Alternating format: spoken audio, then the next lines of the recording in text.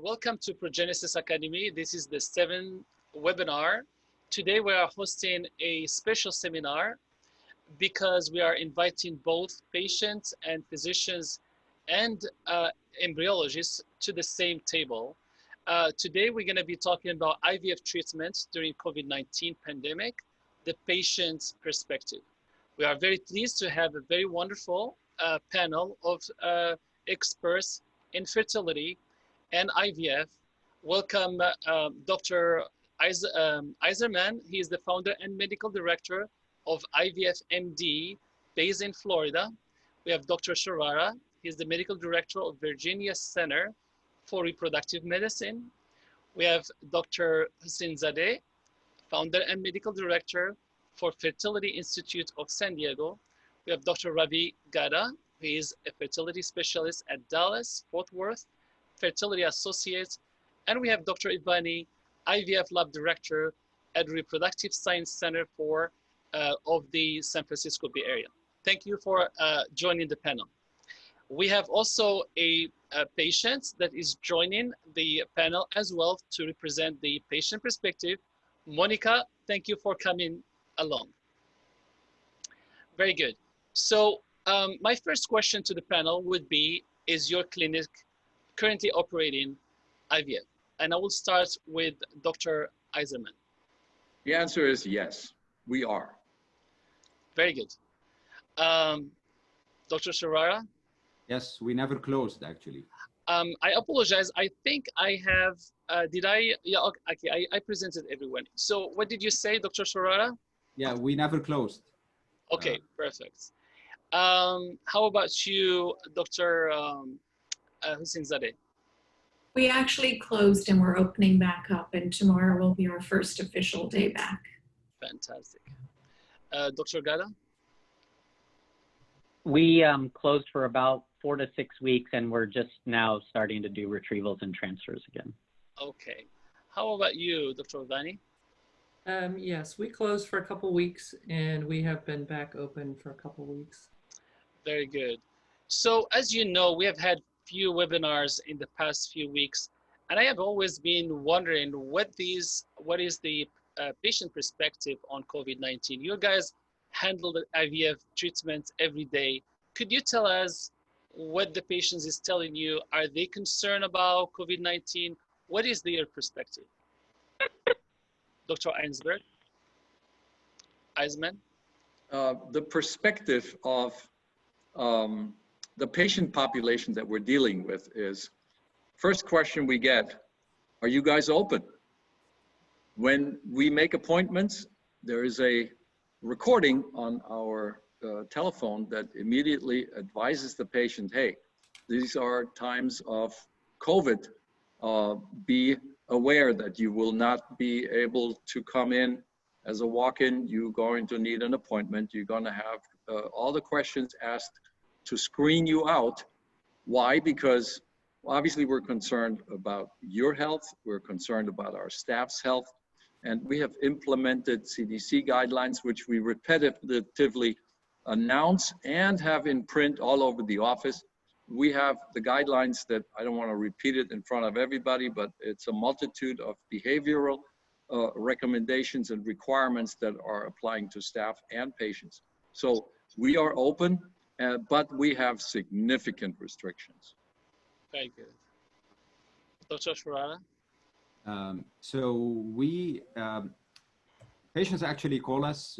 They speak to a human being when they call to make an appointment. I run a small boutique practice, so it's a completely different story.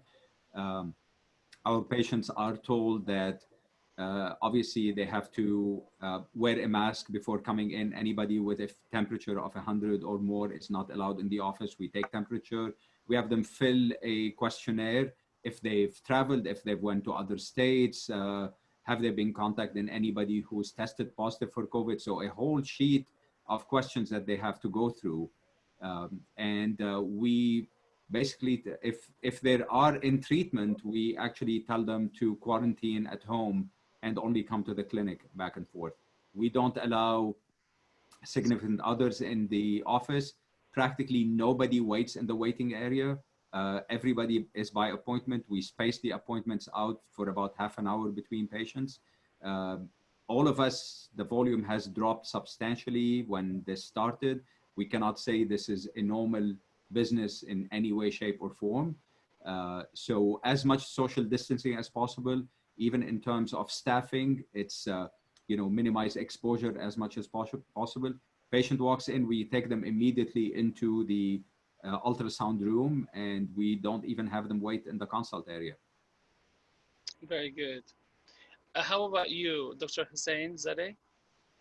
We've pretty much done the same thing. We've practically eliminated the concept of a waiting room. We don't really refer to it as a waiting room. When our patients, and I have a very similar practice to Dr. Sharara, a boutique practice, and when our patients arrive in the parking lot, they call us. If we're ready for them, we have them come in. If not, we call them back when we're ready. We've tried to minimize for both patient and staff safety, the interactions between patients and staff in the office. For our new patients, all of the forms are signed on the portal. They upload their insurance cards, their driver's license onto the portal so that my staff isn't handling anything from patients when they come into the office. They're basically given a sheet of information of what to expect in the office. Of course, mandatory masks. When they come in, one of the staff people is in charge of giving them a nice little alcohol hand wash. They'll get 2 squirts, and we tell them that we'd like it to remain wet for about 30 seconds. So if they need another dose, we give them another dose.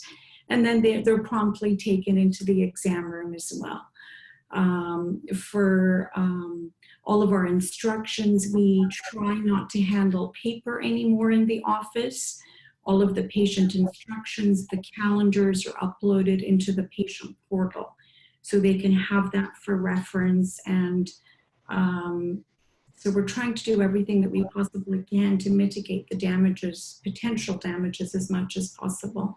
But we're basically, I think, all doing the same screening and social distancing in the office. The staff, their stations had to be increased, the distance between them. That's basically it. Very good. Dr. Gada? Yeah, I mean, for the most part, our patients are ready to come back and seek treatments. I mean, certainly we're a pretty decent sized practice in the Dallas-Fort Worth area, but most of our patients, when we let them know we're proceeding again, are encouraged and ready to move forward. Maybe 10, 20% max are wanting to wait a month or two, but overall, they seem to be banging on the door, ready to go. Very good. Dr. Ivani? I would echo what the previous speakers have said in terms of what we've done in the practice itself. And in addition, we've taken other measures in the laboratory with social distancing. Everyone is wearing a mask. We are doing extra disinfecting at the end of the day, and not just the typical surfaces, but also things like pipetters and the eyepieces to the microscopes and things like that. We have the PGT couriers that come every day. A couple of them come every day. We don't allow anybody into the lab anymore. All the deliveries come to the back hallway. We go out and open the boxes, unpack the supplies, and bring them into the laboratory, leaving all the packaging outside. Just doing the best we can, providing extra PPE for staff who might be concerned, extra concerned. And just doing everything we can to keep things safe. We have a little bit of an advantage in the lab that we're somewhat socially distanced already from most everybody else. A lot of laboratory staff don't typically have a lot of interaction with patients or staff. We have an air handling system that's specifically designed for the laboratory. So there are a lot of things that are already working in our favor, fortunately. So no concerns about potential contamination? Well, I mean, we treat every sample always in the IVF lab as potentially infectious. So we've always done that. All IVF labs do that. And I think with proper hygiene and PPE, we are not really at any higher risk in the IVF laboratory. In fact, probably lower than most of the rest of the practice. Very good. Well, we have with us Monika. Monika is seeking, she's an entrepreneur first, but she's also seeking an IVF treatment. Monika, are you concerned about COVID-19? No, not really. I own a plumbing business, so we get plenty of work every day. But we do have, obviously, our technicians take all the proper precautions, and they do wear masks, booties, gloves inside of people's homes.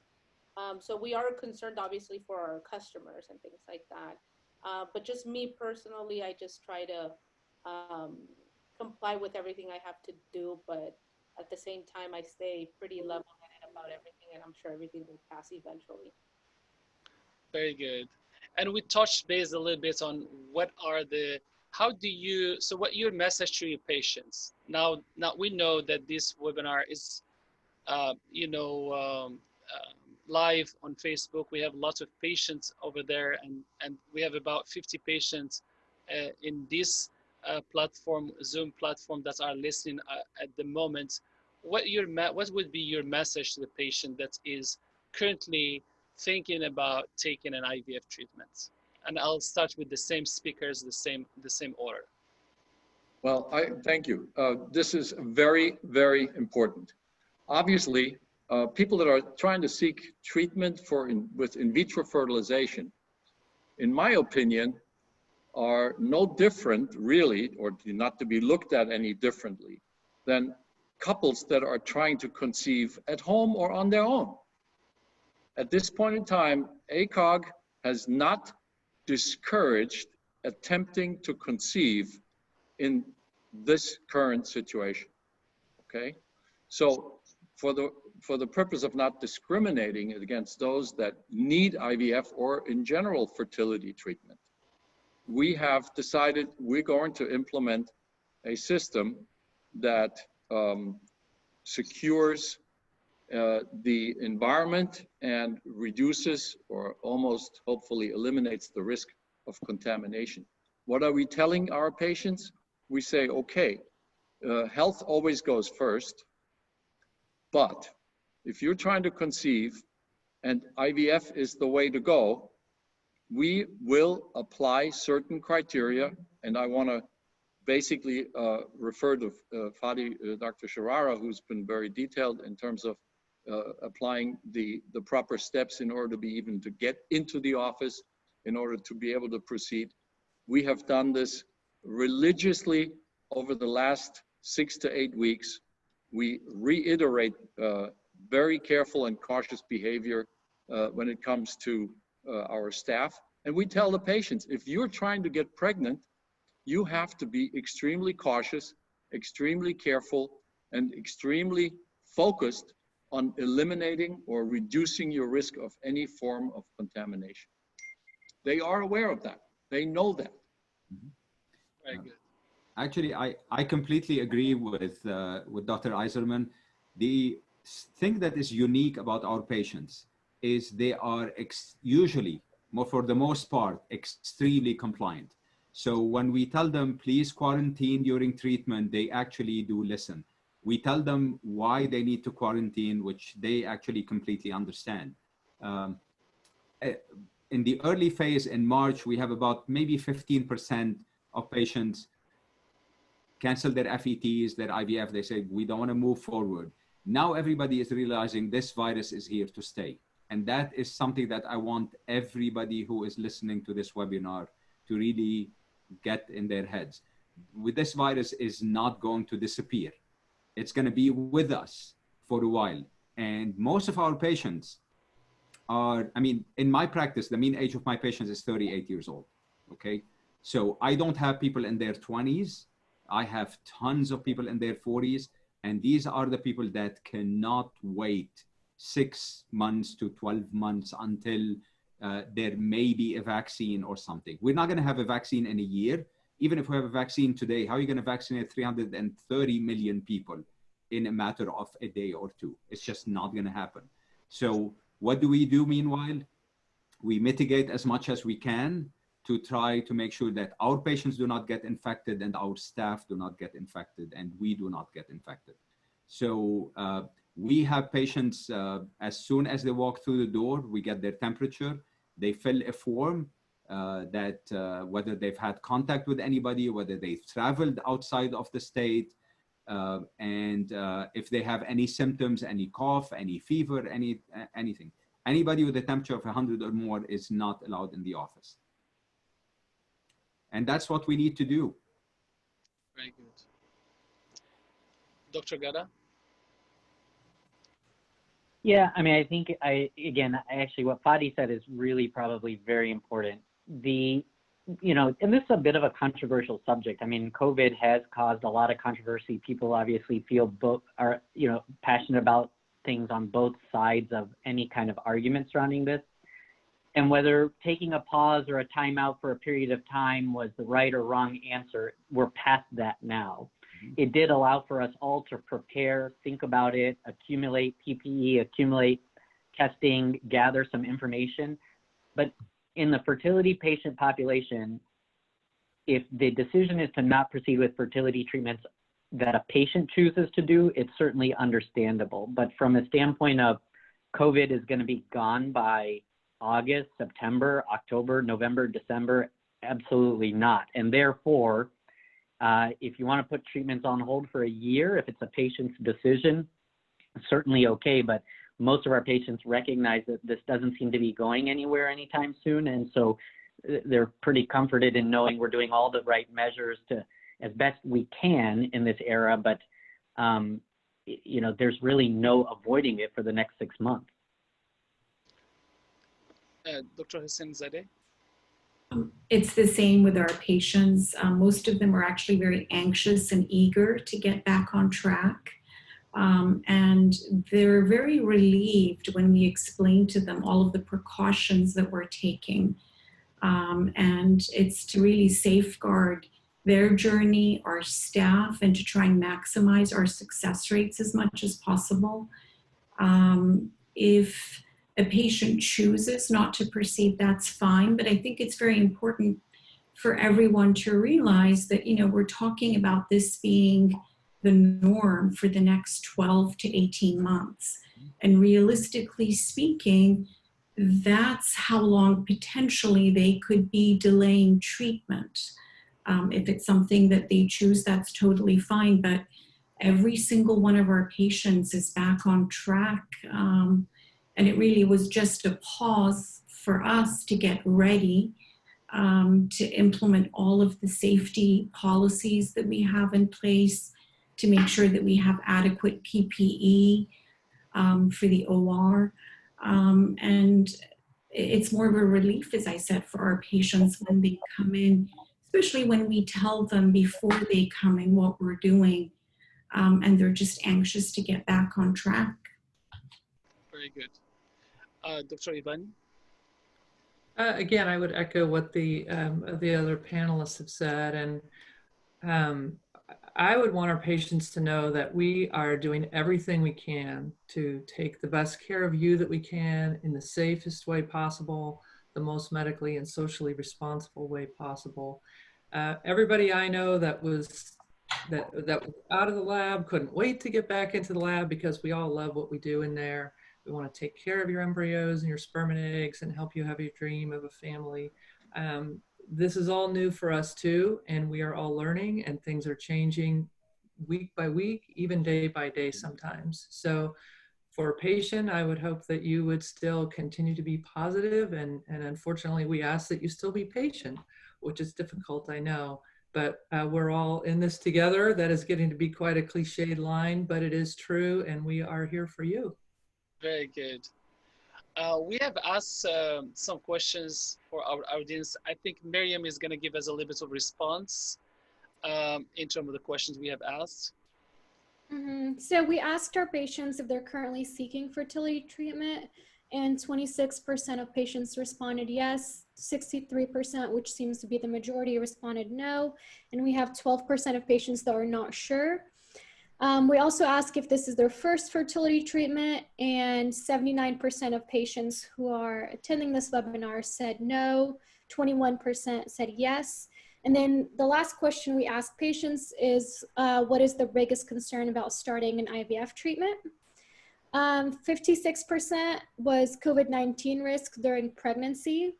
28% was due to financial hardship as a result of the COVID-19 pandemic, and 23% claimed to have lack of information and guidance. And then 23% were for other reasons.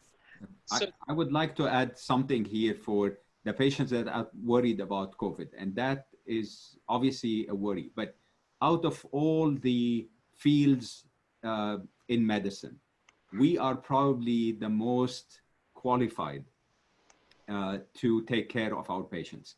We do not have sick people come in. We're not a primary care doc. We're not a sick pediatrician with kids who are sick. We are not cardiologists with people with issues, or endocrinologists with uncontrolled diabetes or uncontrolled high blood pressure.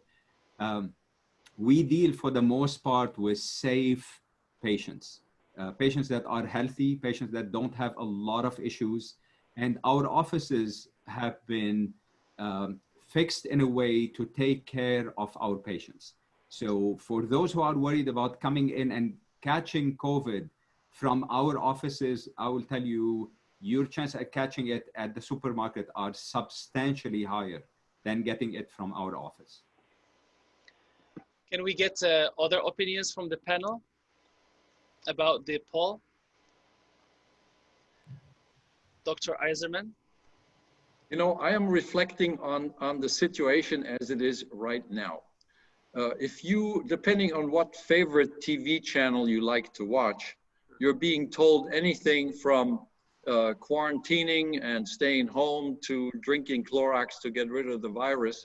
And that is extremely confusing to any consumer, anybody out in the populace. We have very little defined evidence that is trustworthy and reliable, peer-reviewed, evidence-based.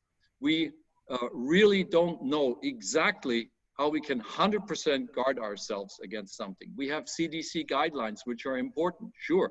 And by the way, let me throw it in right now, and I'm interested to hear what Kristen has to say. I know Dr. Pomeroy had a webinar a few weeks ago talking about the contamination risk by sperm. We have guys deliver their sperm to us that they collected at home. Yes, they have the same criteria to come into the office, but if the wife brings the sperm sample, we haven't laid eyes onto that individual. We haven't had a chance to ask questions. What is the contamination risk by sperm? It is clearly not well defined. It is probably low, but we assume at this point in time it is low, and our lab will not be contaminated. And I think that's in the back of your mind, Kristen. How do we make sure of those things? Nothing is out there. This is a new virus. It's been around here for the last 3 months, and we are scrambling to get evidence-based information to actually then guide our patients and guide our actions in a certain direction. I agree with Fady that we have a very select patient population, and we should focus on that, and we should be very clear with our patients that we're not closing our eyes, we're not trying to tell them don't worry about it, and the reason we're open is because we don't believe in this. We don't think it's not a flu and it's not going to go away like some miracle, like some in Washington, D.C. in your neighborhood believe openly, okay? We know it's here to stay, and we need to be cautious, and we need to be careful, and we need to be alert. The level of alertness is very important for patients, for staff. Kristen said, okay, we're in that lab, and we're in an isolated environment. But I would imagine everybody is going home at some point in time, Kristen, and then you lose contact. You don't know where they're going home to. Who are they hanging with? What are their habits? Do they stick with the mask policy? Do they stick with the social distancing? You need to make sure you rub that in big time, and you make sure that is part of standard procedure.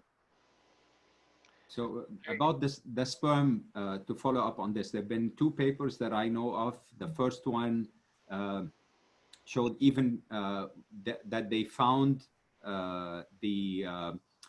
by RT-PCR, there was no positivity in semen, even in people who were infected with this. When they looked at autopsies of testicles, they did not see any virus in there. So that seems to be fine. The second study showed that after 31 days, they could not find any evidence of infection anywhere. So at least this seems to be a positive thing, that it's not getting into semen. We're not worried about this is not Zika. For everybody who is listening out there, this is not Zika. At this point, there has been no reports of anomalies within any of the pregnancies that have gotten COVID during pregnancy. We don't have first or second trimester data. We have third trimester data. And other than delivering early in people who were very sick, there seems to be no vertical transmission, meaning it's not getting into the baby. Yeah. All the babies that were born that they tested afterwards have been negative. So this is very, very critical for everybody who is listening to us and thinking about getting pregnant. The risk is probably higher after you do conceive. So once mission accomplished and you're pregnant, you cannot go out and try to expose yourself, because the risk of catching COVID becomes much more at that point. And there have been reports of earlier deliveries in people who were really sick and admitted to the intensive care unit. So once you're pregnant, don't go out and party and see your friends and be in big gatherings, because you definitely don't want to catch COVID when you're pregnant. So once you're pregnant, to keep social distance throughout the duration of the pregnancy. That's what I tell my patients.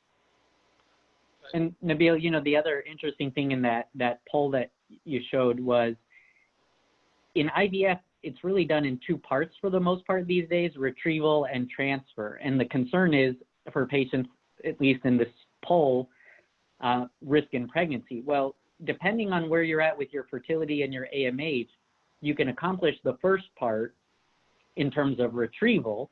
And if you really are truly concerned about risk in pregnancy, we can wait on that and hold on that. A month or two if someone wants to wait, depending on their circumstance of diminished ovarian reserve. But prolonged waiting could have an adverse outcome. And I think that patients should understand, or can understand, that there's reassurance that you can do the first part and wait on the second part, but essentially preserve fertility in May of 2020 if you want to wait till December, January of 2021. It will still be here, Ravi. Yeah. Yeah, I know.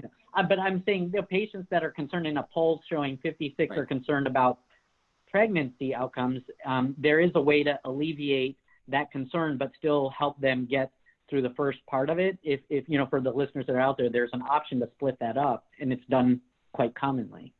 And in a year from now, we'll all be infectious disease experts. Yes. Dr. Hosseinzadeh, can you give us your perspective on this? I think the pregnancy part is extremely important, and the studies so far are very reassuring. I'd like to just add on what Dr. Sharara was saying. The delivering early part, it's for patients. It's important to realize that it's not just specific to COVID. Influenza in the third trimester, asthmatics who develop complications in the third trimester, all of those patients are potentially at a higher risk of premature labor. In the first trimester, slightly higher risk of miscarriages. So do we tell those patients that no, it's not safe for you to get pregnant? No. So I think, we have to do our due diligence in educating the patients and really telling them that no matter what you do, your risk is not going to be zero, but these are not specific complications of COVID alone.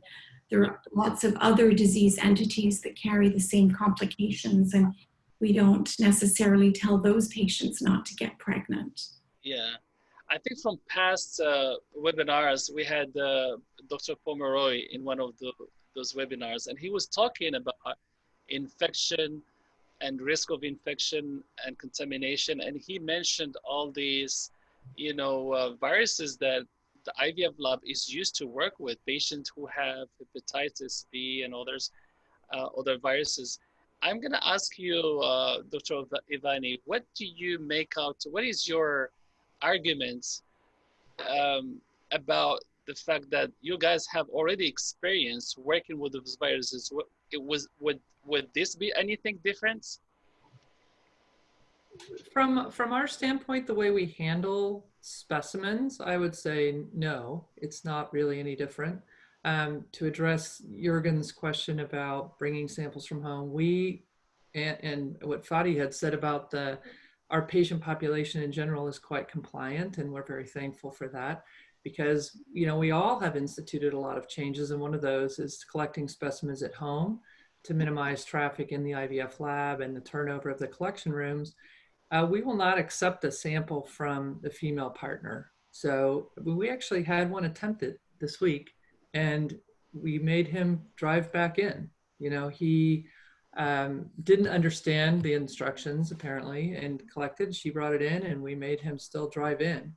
So we will not, if we can avoid having them collect at the office, we will. Once the sample is collected, we process it just as we would any other semen sample, again, treating every sample like it's potentially infectious.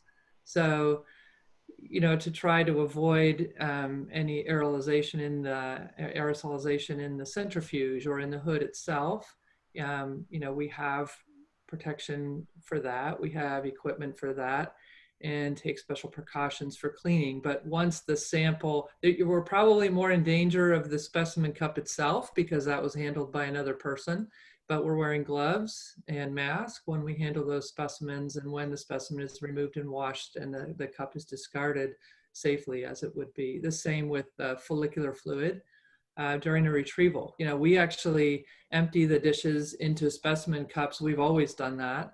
Rather than just drop the dish into the trash and risk any kind of splashing that might come out, we pour it into a specimen cup, cap the cup tightly, and then discard it. So what you're actually discarding the dish is very minimal fluid in there at all. Kim did give a really elegant presentation about contamination.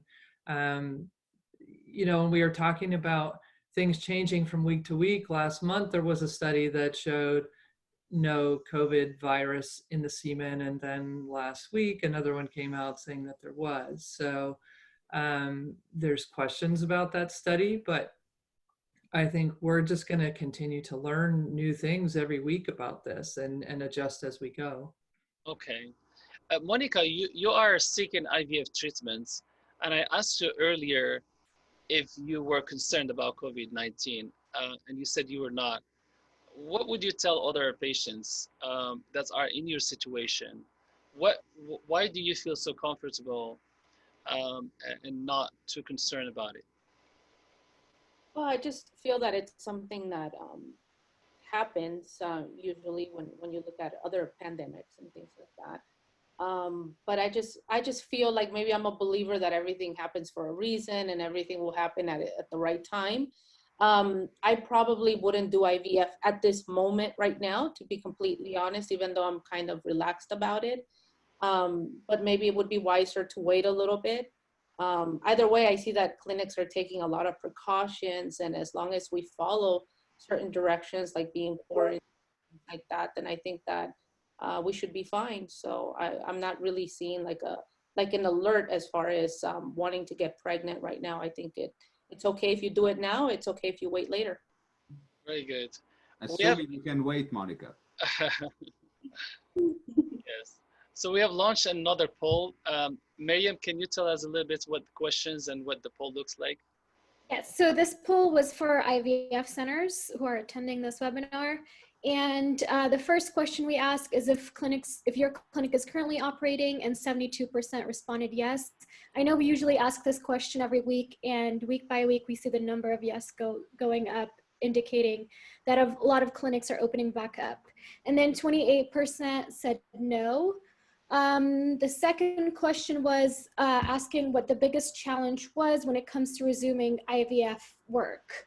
57% had concerns with COVID-19 infection.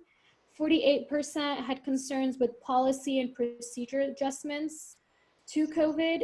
26% had concerns in regards to training on how to properly handle COVID-19 situation. 20% were concerned about PPE shortage, and 35% were concerned about social distancing. The third question was, do you currently have policies and standard operating procedures to manage patient care during the COVID-19 pandemic? 66% responded yes, 11% responded no, and 23% responded in process.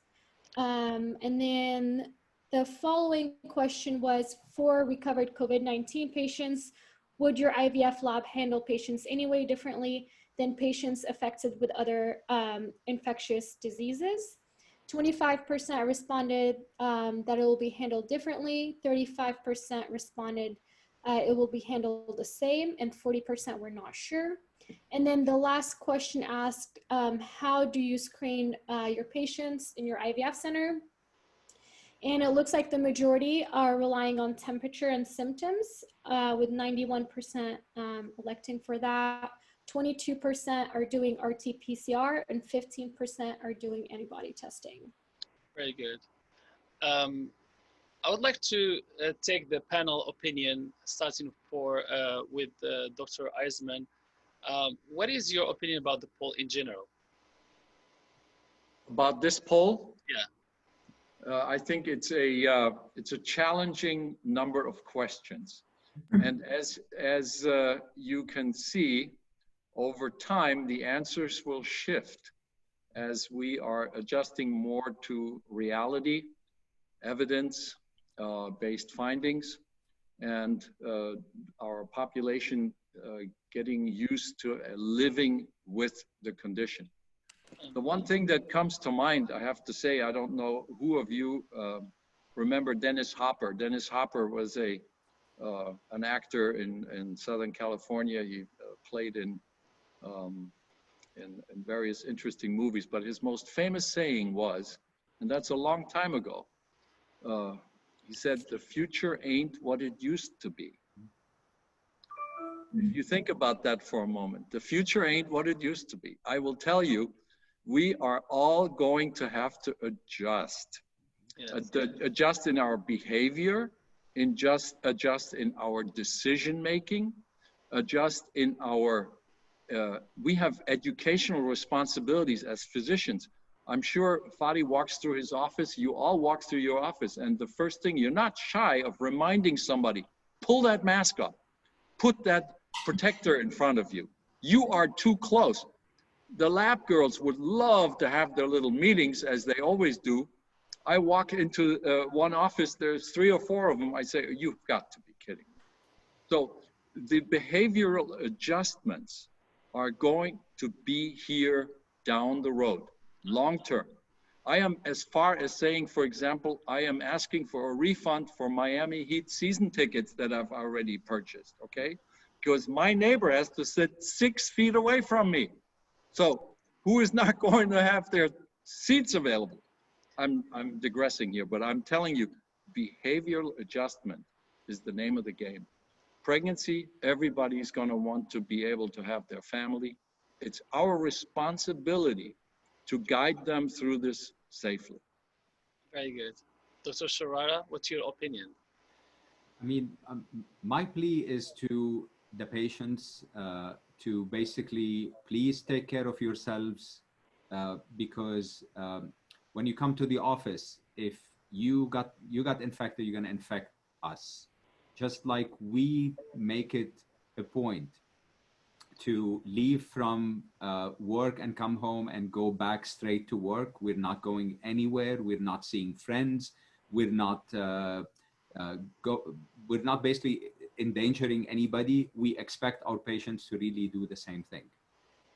As far as the poll is concerned, the first webinar we had for ASRM back in March, I'm pretty sure everybody remembers this. 87% of the clinics were closed at that point. That's in early March. Only 13% of clinics were open. Now with it's nearly reversed. We're at like, what is it, 78% or something like this, Miriam, that are operational right now. Do this webinar, a couple more weeks, it's going to be practically 100%. Everybody, ASRM, I basically did not agree with the first guidelines that came out. Recommendations, Fady. Recommendations, that's right, sorry, that's right, recommendations. I definitely did not agree because it was written by people who whose IVF programs are in hospitals, okay? Only Kevin Doody had his program outside of hospitals. Our IVF units are not part of hospitals. We do not mix neither our staff or ourselves or our patients with all the other people that go to hospitals. Most of us are freestanding, and therefore we really can mitigate the transmission of this disease as much as we can. As I said before, and again, every panelist said the same thing, this virus is here to stay. Again, as Dennis Hopper said, the future ain't gonna be the what same. it used to be. So I don't think we're gonna be shaking hands for a while. I don't think we're gonna be hugging for a while. I don't think we're gonna be going to restaurants for a while, to movie theaters, to sports arenas. I just feel so sorry for all these small businesses that are gonna die. But you know, even if this ends tomorrow, who's gonna go to restaurants at this point? So we just have to survive this. That's the most important thing for everybody. And we have to work together. And this is what I'm trying to reach out for all the patients out there to please take care of yourselves, because we want to take care of you and you want us to be around. You don't want us to be sick.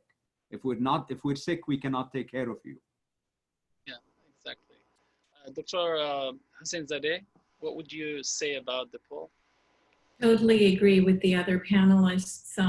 The most important thing is our health, our family's health, and we have to do everything that we possibly can to ensure that we are as healthy as possible.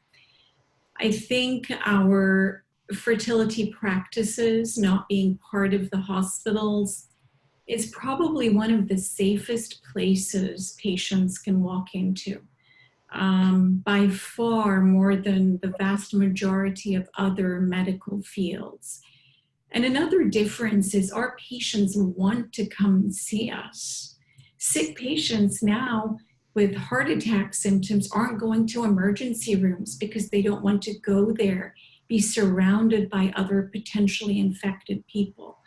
So number one, your health, our health is very important. Number two, we're doing everything to keep the environment that you walk into as safe as possible. And, you know, with respect to getting pregnant, all of the information that's coming out is very, very reassuring. And as far as the future, I mean, just look at how quickly things changed. On March 11th, which I believe was a Wednesday, the World Health Organization declared COVID-19 to be a global pandemic. 3 days later, March 14th, a state of emergency was declared. 3 days after that, March 17th, the ASRM came out with guidance to suspend all new treatments. And 3 days after that, on March 20th, my professional life as I knew it was over. That was the past. And this is our future. This is our new norm now. And we have to find a way to do everything that we can to mitigate the damages for the safety of our staff, our patients, and our loved ones. Very good. Dr. Gada? Yeah, I mean, I think the poll is interesting. I mean, and again, some of the questions aren't too surprising that clinics are starting to open up. You know, the testing question is a very interesting one. Obviously, we had discussions even ahead of time about testing. I think it's the most controversial question out of the group. And so, I mean, I think we should spend some time on that because I think it would it's discussion worthy. But also, I think, to reiterate some of the things in a different word, all of us that are on this call and really many other clinics are up and running. And the question is, is it safe? I mean, each of us has family, wives, spouses, grandparents that live in the house with us, or children. And if we didn't think it was safe for us to go home to our families, we wouldn't come into the office. By coming into the office every day and taking care of our patients, the question is, gosh, is it safe for them? I mean, if it wasn't safe for them, it wouldn't be safe for us, and I wouldn't be doing it. Dr. Eisermann, Fady, none of us would be doing it if we didn't feel like we had a safe environment for our patients to come to, because we wouldn't come there ourselves. And I think it's a testament that our nurses are there, our embryologists, and us, is that we've prepared a safe environment for our staff. And if it wasn't, we wouldn't show up to work either. Dr. Ivani? Yeah, I think that the poll is telling that more and more programs are opening up. That's not surprising, as everybody said. I did want to address one of the questions on the poll about SOPs. Are you changing your standard operating procedures? And I think virtually all of us have changed them, modified them in one way or another. But what I wanted to just touch on is how important it is to retrain those people, because a lot of us have had staff that have been furloughed, maybe still furloughed. And as those people are finding their way back to work, it's really important that we communicate and we reinforce and we support those changes that are happening in the practice for those employees who are coming back, who might not have been here for the last, 6-7 weeks. I think it's also really important that we are sensitive and respect the feelings, the anxiety. This is very anxiety provoking for all of us, but particularly in the laboratory, we don't have the option to work from home. We don't always have the option to social distance. We try as best we can, but I think we need to show that respect to all of our employees, staff, that they have a family at home. They may have a partner that is also furloughed or out of work, and have children who are driving them up the wall by homeschooling. And we need to really be aware that, yes, we're opening up, yes, we're back in business, but we also have to be sensitive to what people are going through, I think, from both sides, the patients as well as our staff. Yeah, thank you so much. There is one question that really, that I find interesting, and we have had this discussion before the webinar started, is on testing. This is the first webinar where we have seen substantially more temperature screening and symptoms more than other options. And I would like to get your opinion of how you see this, working in your clinic. How would you screen your patients? And I'll start with Dr. Eisermann. Thank you, Nabil. I would like to preface my response with saying, A, we live in a free country. B, we are not a testing or infectious disease facility or an emergency room. We have the responsibility to alert the patients towards the potential pitfalls, concerns, problems associated with being infected. We open up, in my opinion, that discussion by the time they start making an appointment. If a patient wants to get tested, if they feel out of simple,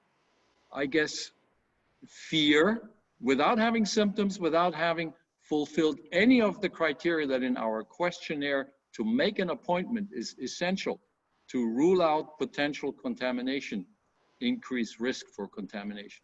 If they want to go get tested, there is Quest, there's LabCorp, there are testing facilities that are being announced by the state officials on a daily or weekly basis. They can do that. Same thing with our employees. We apply the same criteria there. I do not want to become a testing facility. I do not feel at this point in time that it's our obligation to require testing, as long as we know for sure that we follow the principle of not wanting to contaminate anybody, of being honest with ourselves, of looking after ourselves in our habits of forming a behavioral system within the office for patients and employees to reduce contamination risk. That's where we stand right now. Very good, very good. Thank you so much. Dr. Sharara, what is your position on testing? Yeah, I agree 100% with Dr. Eisermann. We are not a testing center. I don't want patients coming in and telling me, oh, you know, I just want to be tested just for the heck of it. That patient can go to her doctor or any testing center. This is not what we do. If anybody is worried enough to go get tested, that's a patient does not need to come to the office. We actually call out all our patients the day before, especially our new patients coming in. Anybody with any symptoms is told immediately before even coming to the office that they will not be seen, and we're going to reschedule their appointment. But anybody who comes in, as I said, through the door, we get their temperature, they sign this sheet with all the questions, but it's not our job to be a testing center. I mean, the government is screwing this up, for God's sake. So I don't expect that, we're nowhere near being in a place where anybody who wants a test gets a test. This is not going to happen for probably weeks from now. In a country of 330 million people, when somebody gets up and says, oh, I've done a great job and we've tested 7 million people, that is actually laughable, in my opinion. When you've tested 300 million people, then we can talk. Right now, this is not our job. States are struggling to even do testing. And this is the last thing that I want to do in my practice. Dr. Hosseinzadeh? And I totally agree. We follow CDC guidelines, the temperature check when they come in and the symptoms. And actually, even to get into our building at the front door, they're checking temperature for what it's worth. But I think the testing should be reserved for the people who really need it and don't have access to it. We owe it to them. Maybe down the road when the sensitivity and the specificity of the tests get better for tracking studies, then there will be more of a place for testing. But I think at this point in time, with where we are and the lack of testing for people who really need it, we should try and preserve the tests for those people. And as long as our patients and staff and providers follow the social distancing guidelines and all of the other measures that we've implemented in our clinics, we're actually doing a better job than relying on tests that, could give false hope or a passport to do anything that they like to do. So that's what we've decided upon. Fantastic. Dr. Gada?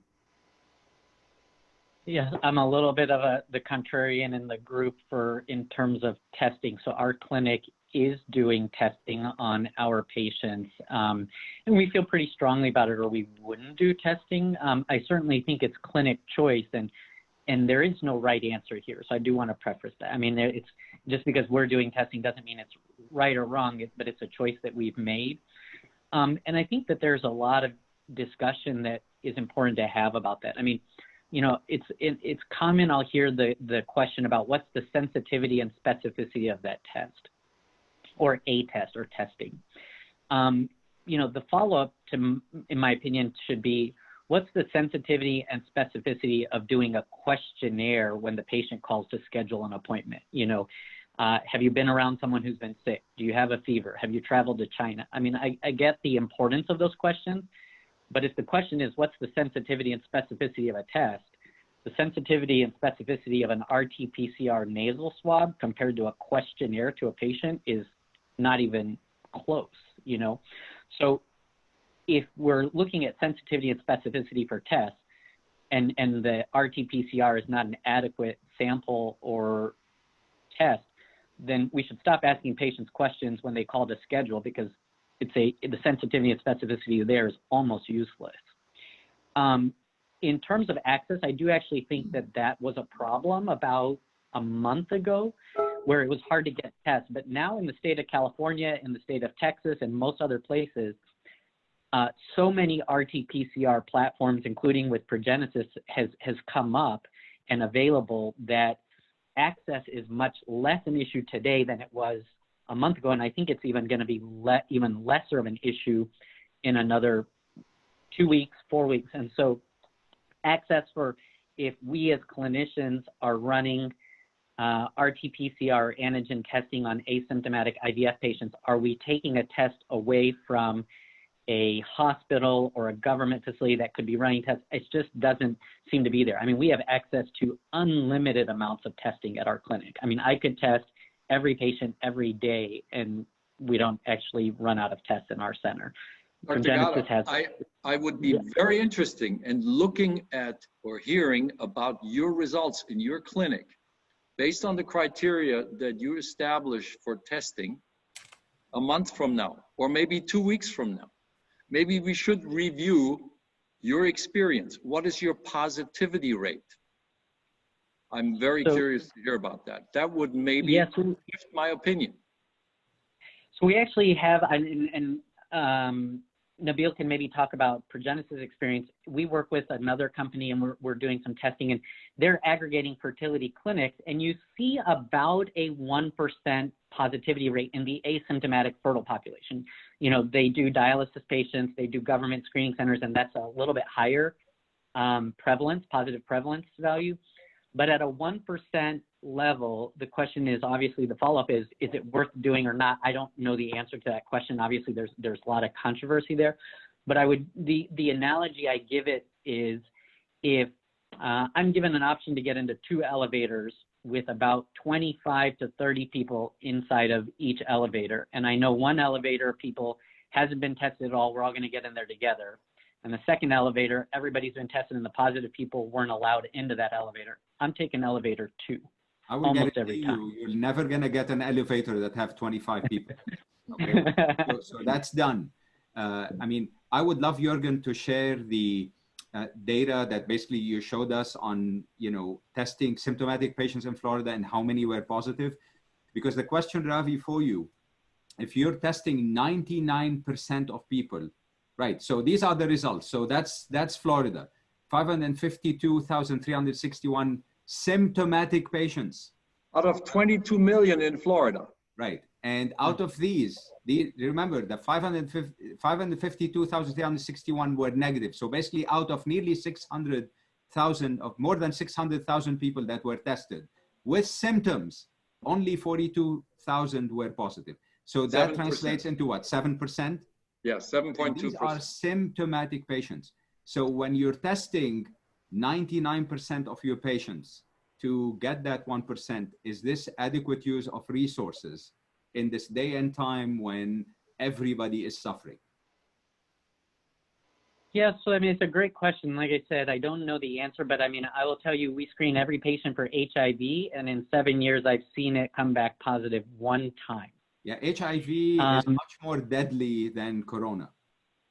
Not for IVF. It's actually not very contagious in terms of an IVF cycle, but and in clinic, walking around in our clinic. So the patient sitting in the lobby is not going to give the next patient HIV by sitting in the lobby together. So when you look at the 1%, I agree, it's a very low number. Now the question though is, if we're talking about the value of the test and such a low prevalence or incidence, the number that Juergen showed, then why are we screening patients with questionnaire? If it's that low, then we should first address, should we screen or should we not screen? And if we're going to say, well, we should screen, then the question is, which method is screening? Is just questionnaire okay? Is it this? It'll come down to cost a little bit, accessibility, but again, I've not met a single fertility clinic now with the adjunct of the number of laboratories testing that doesn't have access, and it's not taking a test away from anybody. So the first question I think in the discussion should be, should we screen or not, period? Even a questionnaire, should we screen patients before they come to the office? Most people are going to say yes, in some form or fashion. Questionnaire being one of those options. So then the next question is, if we're going to screen, what's better, a questionnaire a nasal swab, a antibody test, and there is a part of this equation that will come to cost.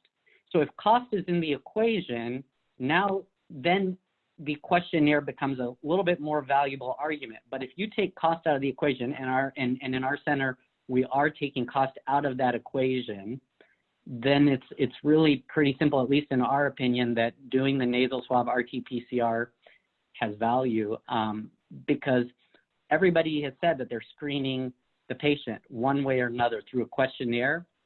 That's the sensitivity, specificity, the prevalence in Florida hasn't changed. So there is value to screening, or you wouldn't be screening them on the phone calls. Right, but let me ask you this question. If your center is paying the cost of the screening, would you do it on all your patients? Yes. So you're willing to eat that cost? So here's and again, I'm just kind of at least presenting somewhat the contrarian point of view, just to have a discussion as well. And I appreciate the discussion because it's an important one. The cost, whether it's the cost of IVF is $12,000 and we change it to $12,100, or $12,000 and the patient pays $100. I mean, the cost of the test is baked into the entire service of taking care of a patient. But you're passing it to the patient right now, and that's not the question. That's well, $100. I mean, if you think of the relative cost of $100 test. Yeah, we have a lot of patients, Ravi, who are having financial difficulties. So what we're trying to do is not to add any extra cost to them. Yeah, I mean, the cost is definitely, like I said, if you put cost in the equation, then screening with questionnaire, but screening, at least we've established that screening is worthwhile because everybody, at least, and to be curious, Miriam, in the next one asking, how many are screening with at least a questionnaire, which shows the value of screening. Every clinic feels there's value in screening. Then the question is, what's the best sensitivity, specificity? And then the third layer is, what's the cost?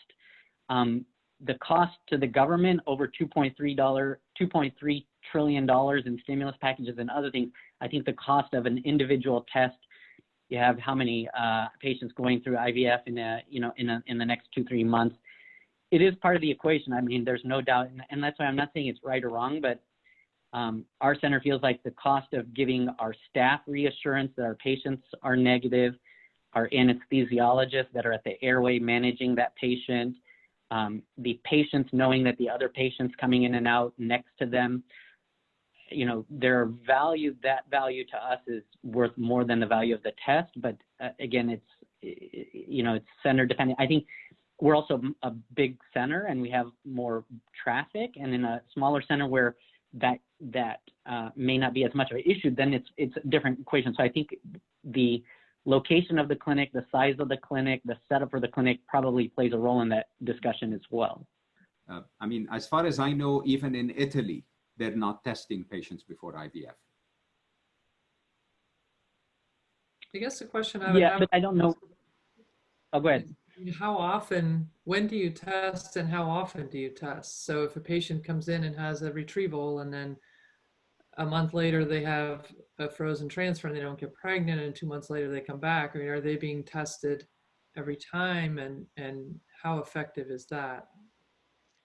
Yeah, that's even, I mean, these are really good questions. And again, not that I have the right answer. I can tell you what my thought is there, but the thought is some screening is better than no screening. And therefore, if you at least set a baseline of, hey, we screened you and you're negative today, in an ideal world, we would check them every time they came into the office with a point of care testing that was reliable and accurate and along the way, right? In an ideal situation, every appointment, every person would get tested. That's just not realistic today. 2 months ago, there was no access to any testing, so we were relying on questionnaires and temperature checks. We've gotten to the point where we can at least start testing them intermittently. Cost becomes a factor, to Fady's point. So to check them today and recheck them in a week, and yes, they could walk out the office and get contaminated that afternoon or evening, but some testing is still, in my opinion, better than no testing and going blind. It goes back to the analogy of, would I rather hang out with 20 people who are at least tested negative one time versus 20 people I don't know, they've never been tested, I don't know where they've been? I would feel more comfortable in a room full of people that were at least tested negative in the last 2 weeks than not knowing at all. So Again, not that it's the right answer, but ideally we test them multiple times. But in this situation, cost will start to play a role if you test the same patient, you know, every week over the course of 6 weeks during fertility treatment. Is just not possible right now. Okay. So Dr. Ivani, you have expressed that concern about the cost because there will be multiple testing, but what's your opinion about testing itself? We're not testing right now. We do screen as most everybody else is doing and following CDC guidelines. I think at some point we would like to be testing, but don't feel like it's quite ready for prime time yet on the volume of patients that we see and the number of times that a patient comes into the office. Mm-hmm. Just don't think that we're really doing ourselves a good service quite yet by doing that. Okay. Hopefully soon. Monika, would you get tested before IVF? No, unless I felt like I had some symptoms or something like that, then I would, but otherwise, I don't think so. Okay, very good. Very good. So we have launched a second poll, and Miriam is going to tell us a little bit about this poll, and then we can discuss some of it. Miriam? So we asked if the webinar provided enough information on COVID-19, and 79% said yes. Miriam, is it for patients or for IVF professionals? I am not sure, actually. Maybe Riley can tell us the answer. Riley, are you there? Okay, so this is an IVF. This is a poll for IVF professionals, right? Okay. So, Riley, are you there? Yes, hi, I'm here. Okay. So we are launching a poll right now for the last poll for IVF professional. And then meanwhile, we're waiting for the results. I'm gonna ask you guys to just give us a little bit of introduction about your practice. We're getting close to the, I have some questions from patients. So either we're gonna get the introduction of the clinic, or we're gonna do, or we're gonna take some questions from patients. I have some questions right here. So maybe I'll get a couple of questions through, and then I get your opinion. And then we're gonna give you guys a little bit of time to introduce your IVF centers and tell us what you do specifically. So we had we have a few questions. One question was specifically from a 42 years old patient. She has she had a 0.9 AMH, retrieved 3 eggs, and then all the embryos have arrested during IVF, fertilization in vitro. And then she did later on in the process, she did another AMH. It was 0.09. And she did the third one, it was 0.4. So she is asking, is it normal for someone to have different levels of AMH each time she get tested? And if she is candidate for an egg donor. I'll start the you know, this question from Dr. Eisermann. What would you like to tell us about this case? I am going to keep it short and sweet. The different assays for AMH will result in different results and different outcomes. And AMH is a number. Of course, before you start any kind of stimulation, don't we always look at antral follicle count? Do we want to see how many follicles there really are? The stimulation may have to be adjusted. You got to learn from past experience. Embryos arrest not only because of egg quality problems. There may be some room for alternative stimulation components such as human growth hormone. Otherwise, you know, if you compare the potential of success with 42-year-olds, the incidence of euploidy in 42-year-old blastocysts is probably around 20, at the most 25%. You got to look at cost, and you got to look at eventually the risk of exhausting the patient's financial reserves. Egg donation is always a much safer bet, but of course, it's a difficult decision to arrive at. Very good. Dr. Sharara? Yeah, I completely agree. I mean, as Juergen said, LabCorp has a different assay than Quest. Then there are clinics with their own equipment that gives a completely different reading. Most of us know that when you get close to about 0.2, there's practically not much in there, but without an enteral follicle count in there, it's meaningless. But obviously she did a cycle before with three eggs and arrested embryos.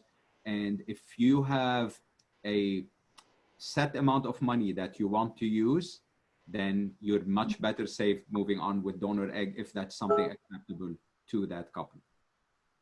Very good. Dr. Hosseinzadeh? I completely agree as well. It would be good to review her records, look at the stimulation protocol, do your own antral follicle check, and based on that, give her realistic expectations of what success rates would be using her own eggs. And then, of course, the treatment of with the highest success rate, without a doubt, would be egg donation. Very good. Fantastic. And you, Dr. Gada, what would you say? Yeah, same as the others. I mean, AMH levels can certainly vary. I think we use AMH as a screening for ovarian reserve, but once you have an actual IVF cycle, that data is also very meaningful in this patient. And so the AMH level becomes, to a certain degree, a number. How she stimulated and the response is actually much more valuable for us as clinicians, and reviewing that and talking to the patient to decide, you know, whether trying again would be appropriate. Very good. I have another question from another patient, and they were asking about physical activity and the impact of that on stimulation for an egg donor. Is there any recommendation that you guys would, give an egg donor who's going through stimulation as far as physical exercise? And the second part of the question is, how many eggs typically are retrieved in an egg donor? I don't have, I don't know how I would differentiate an egg donor from any other patient. We're trying to get the maximum number of ovarian response. So I don't think there should be any real specific restrictions until ovarian size increases and the risk for torsion and secondary effects due to the volume of the ovary become an issue. I would say an egg donor that provides less than 20 eggs is probably not going to be your ideal donor, given the fact that most donors now have their eggs frozen and shared among recipients. And there are obviously economic decisions that play a role here as well. But that's as far as I would go. Okay. Dr. Sharara? I would definitely tell them not to do any strenuous exercise. So the fear of torsion is real. It has definitely happened in donors before. It's been reported. So I tell them, don't do any like Zumba or bungee jumping or something like this during a cycle. I mean, they can exercise, but absolutely in maximum a moderate amount. And they will tell you, as these ovaries start increasing in size, they're not going to feel quite themselves. So the key is moderation in everything that you do. And the second part of the question, how many eggs do you really try to get? With the advent of agonist triggers at this point, the fear of ovarian hyperstimulation in donors is nearly gone. What has happened, even with all of us, whether we want it or not, we have definitely moved towards more aggressive stimulation in donors. That said, if you're running an egg bank, you want to get as many eggs as possible, but there's some data that when you try to go beyond 50 eggs, that's a bit insane. So we're not there, even if it's safe, we're not there to really try to get 60, 70 eggs from a donor.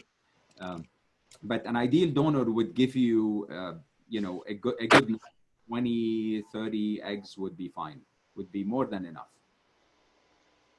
Dr. Hosseinzadeh? And I agree as well. As far as the number of eggs, it's typically between 20 and 30, and that yields more than enough normal embryos if they're opting for PGS. As far as physical restriction, I've seen a couple of cases of ovarian portion a long time ago. And it is very, very real, and patients can lose an ovary over it. So I think when you explain to patients the reasons for the instructions that we give them, they understand. And, you know, usually by day 7 or 8 of the stimulation, they become symptomatic. The bloating sets in, and the pressure after they walk for a long distance starts to set in, and they really don't want to exercise. But all of the patients, regardless of whether they're egg donors or not, are given the same instructions, the same explanations as far as why we recommend what we do. And, you know, with the Lupron trigger, especially for our egg donors and our PCOS patients as well, it's pretty much wiped out ovarian hyperstimulation syndrome. I can't even remember the last time I had a case of it. Very good. Dr. Gada? Yes, same. I mean, 20 to 30 eggs in a donor egg cycle is what we usually go for. We don't, you know, try too much for that unless we're doing it for an egg banking, like an egg bank type of stimulation. And in terms of activities, I think same things. We just, common sense generally prevails in this regard. You know, if it starts to be very uncomfortable, that's probably you're doing too much. And, you know, so we certainly want people to be active, but if it starts to really get uncomfortable, the risk of torsion is there. And so I think common sense prevails in most of those situations. Very good. I have one more question, and that is for Dr. Ivani. The question is on the impacts of biopsy on embryo, whether it is an impact on survival of the embryo. Well, that's kind of a multifaceted question. I think the skill of the operator really determines, well, the quality of the embryo, the skill of the operator determine the success of the biopsy procedure. I think someone who is skilled and experienced can biopsy any quality of embryo successfully. It's really up to the clinic to decide, you know, if I'm going to biopsy this, we always think about it, would I be freezing this if I wasn't biopsying this? Yes. There's evidence out there that show that even poor quality embryos can be euploid. So I think it's really a clinic by clinic decision. I would say, you know, one of the things that we look at in our lab, one of the KPIs is the survival rate and pregnancy rate by the person who did the embryo biopsy, not just necessarily by the person who did the freezing or the thawing, which is typically how we would look at those things. And I think it does give an indication of the skill of the operator. If they have great embryo survival, but nobody gets pregnant from those embryos, I think it's really important to look at all aspects of all along the way of the biopsy process, not just the freezing and the thawing. But I would say we biopsy literally thousands and thousands of embryos in our lab every year. Very high survival rate from freezing and thawing, very good pregnancy rates regardless of age. So I think it is really technical skill that is going to determine, and the choice of the embryos as well. Very good. We are approaching the end of the webinar, so I wanted to take the opportunity to first let you guys introduce your practice and tell us a little bit of what you do specifically. And after that, we're gonna wrap up the webinar with the last poll. So I'll start with you, Dr. Eisermann. Your question is, how do we? My question is, tell us a little bit about your practice, what you do, and how different you are and all that. We are a practice with 6 locations in South Florida. We run 4 IVF labs. We're 12 physicians. We have a, what can I say? We have a service-oriented, non-academic operational style. However, we work together with academicians in order to do as much clinical observational research as possible. We have a talented embryology team. We have a nursing staff that is making us look good. I've been doing this for 29 years in our South Miami location. This year was the first time we didn't have a Mother's Day reunion in any of our locations, and our first one was 28 years ago. So we are very blessed to have a administrative team that has been able to keep our operation together. We have not had to furlough anybody. We had not had to lay off anybody. We did get the benefit of some government help at this point in time, and we've established a survival pattern that heavily utilizes virtual consulting, and with the obviously ability to keep consultations afloat and going. Our practice is viable, and we expect it to continue to be very viable in the future. We are adjusting to new realities daily, and we believe that we can go through this and come through this alive and kicking. Very good. Thank you so much. Dr. Sharara? So I'm sort of like the exact opposite of Juergen's practice. So I'm a solo doc that has a boutique practice where I know all my patients by their first names. It's one location, one lab, one place where there's everything in there. I do my patients' ultrasounds, I do their retrievals and transfers and IUIs and everything. And the largest clinic in the US is in my backyard, and they're my biggest referral source. Very good. Very good. Dr. Hosseinzadeh?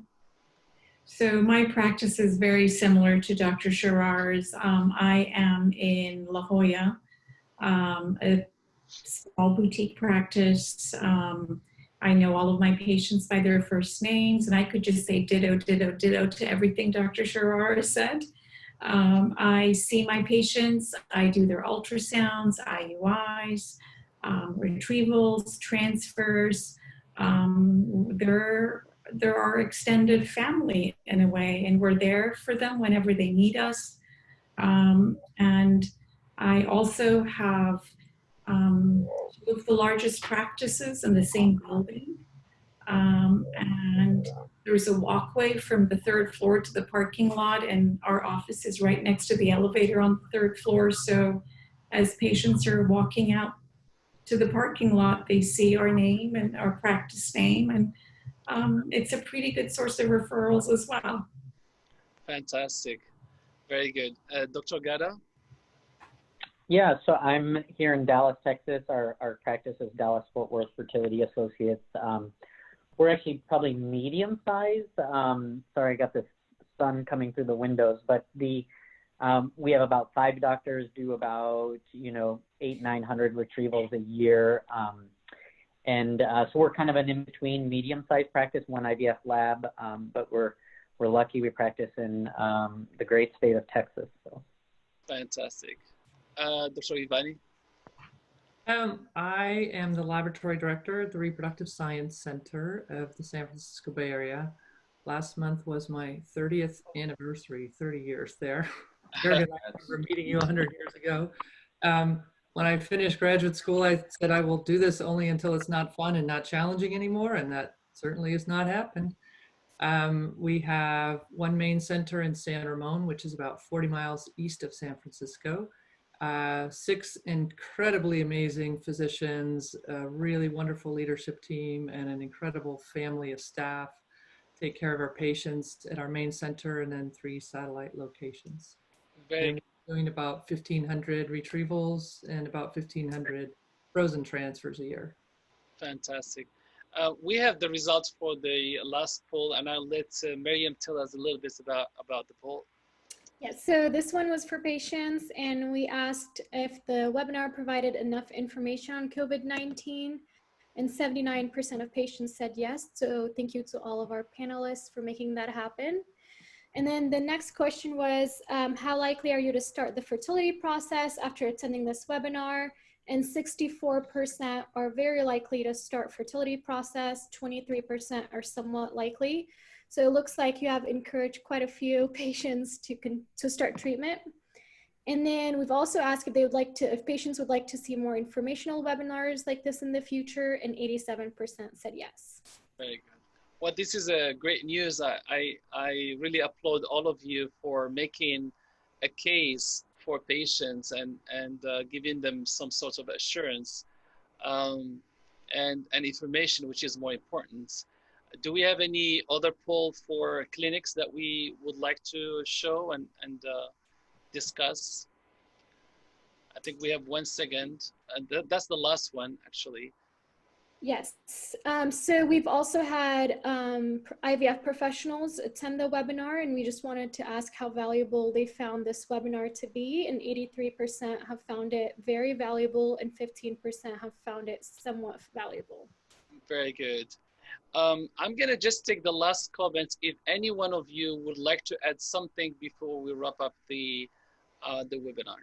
I want to thank you for providing a phenomenal platform. Your continued efforts to keep this alive are much appreciated.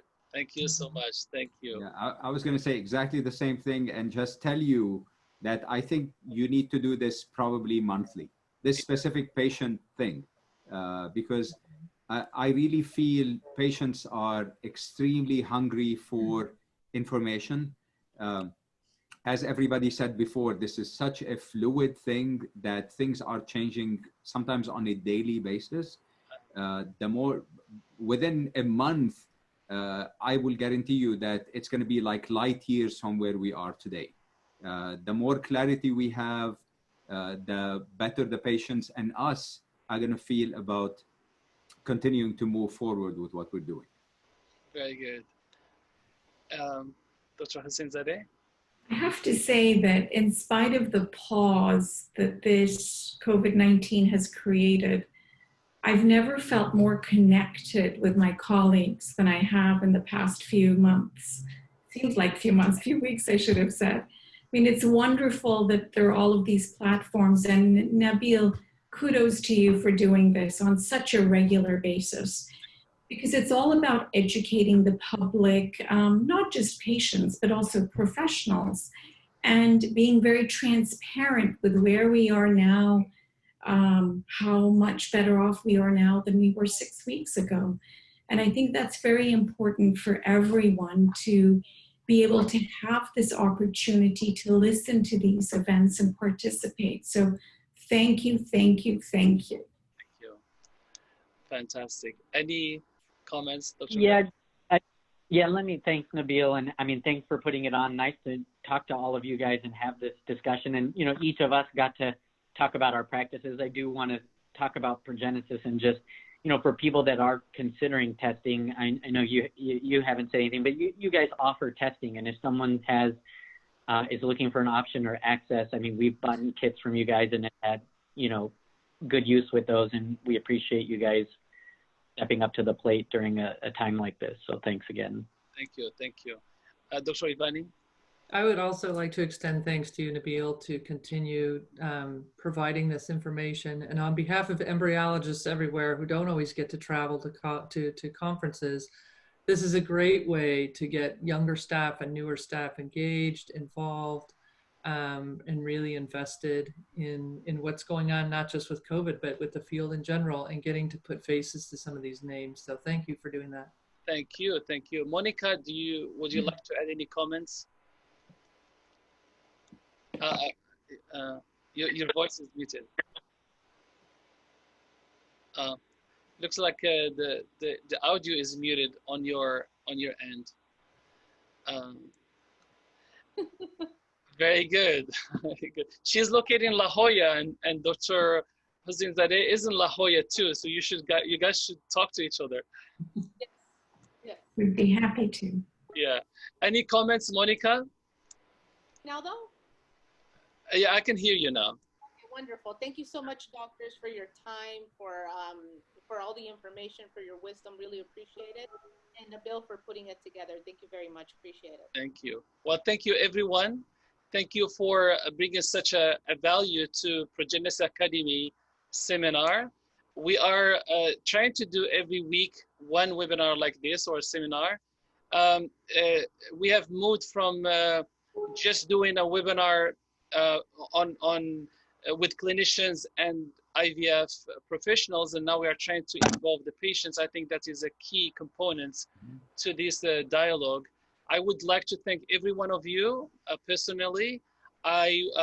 Next week we will have another webinar, so stay connected, check your email, and I will see you soon. Thank you so much.